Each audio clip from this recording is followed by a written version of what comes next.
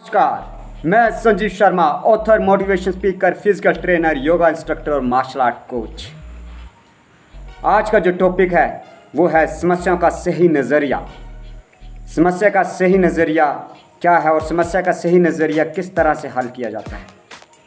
इस टॉपिक को शुरू करने से पहले जिस किसी ने भी अभी तक मेरा चैनल सब्सक्राइब नहीं किया है, मेरे चैनल को ज़रूर सब्सक्राइब कर लें। समस्या का सही नज़रिया होना चाहिए। जीवन है तो समस्याएं भी होंगी और समस्याएं आएंगी, पर समस्याओं का समाधान आप किस तरीके से करते हैं। आप सकारात्मक सोच के साथ करते हैं या नकारात्मक सोच के साथ करते हैं। आप उसमें सकारात्मक नज़रिया रखते हैं या नकारात्मक नज़रिया रखते हैं। जब आप सकारात्मक नज़रिया रखते हैं तो बाधाएं तो आएंगी। किसी उद्देश्य, किसी काम को आप शुरू करते हैं तो ऐसा कौन सा काम है जिसमें समस्या उत्पन्न ना हो। समस्या आएंगी, पर समस्याओं को कैसे आपने उनका समाधान करना है, ये बहुत महत्वपूर्ण है और ये सबसे महत्वपूर्ण है। समस्या जब आती है तो उसको समाधान करने के लिए आपकी सोच और आपका सकारात्मक नज़रिया ये बहुत ही महत्वपूर्ण है। जब ऐसी समस्या आती हैं तो आपको उसका समाधान एक अच्छे सोच और एक समस्या का समाधान किस तरह से करना चाहिए, इसके ऊपर आपको विचार करना चाहिए। होता क्या है कि जब समस्याएं आती हैं, कोई कार्य आप कर रहे होते हैं तो कुछ व्यक्ति जो होते हैं वो बीच में छोड़ देते हैं, टाल मटोल करते रहते हैं। समस्या आ गई तो वो अपने उद्देश्य को, किसी कार्य को कर रहे हैं तो उसको टाल मटोल करते रहते हैं और बीच में छोड़ देते हैं।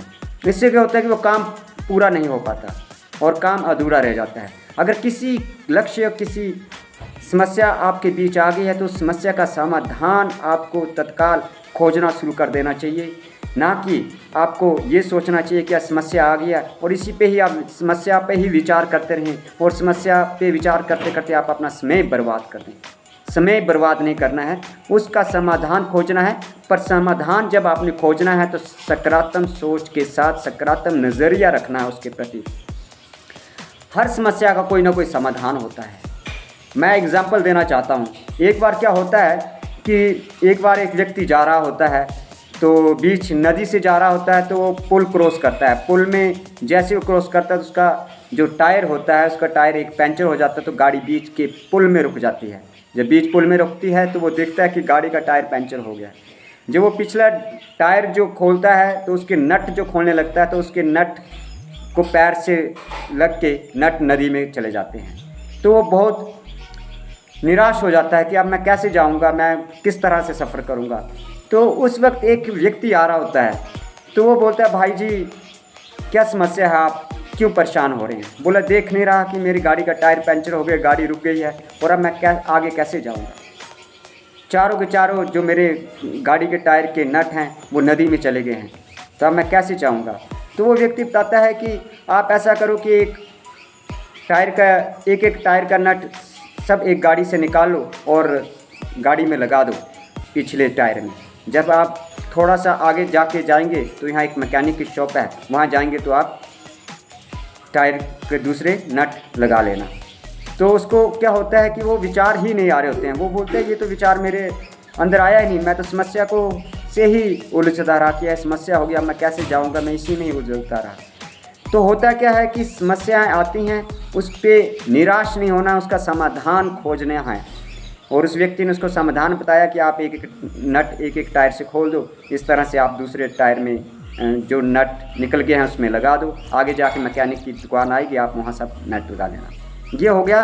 ये तभी हो पाया जब उसने समाधान बताया। इसलिए समाधान तत्कालीन खोजना शुरू कर देना चाहिए। नहीं कठिन परिस्थितियाँ आ गई हैं, अब मुश्किल दौर आ चुका है और मैं फंस गया और आप उसी में उलझते रह गए, वो नहीं उलझना है। उसमें आपको समस्या का सही समाधान खोजने में लग जाना है। जब आप इस तरह से करोगे ये तभी होगा जब आपकी सोच सकारात्मक हो रहेगी।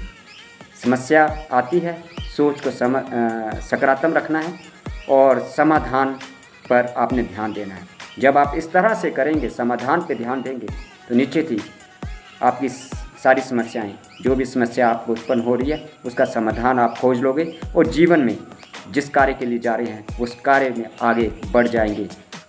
और जिस किसी को अभी तक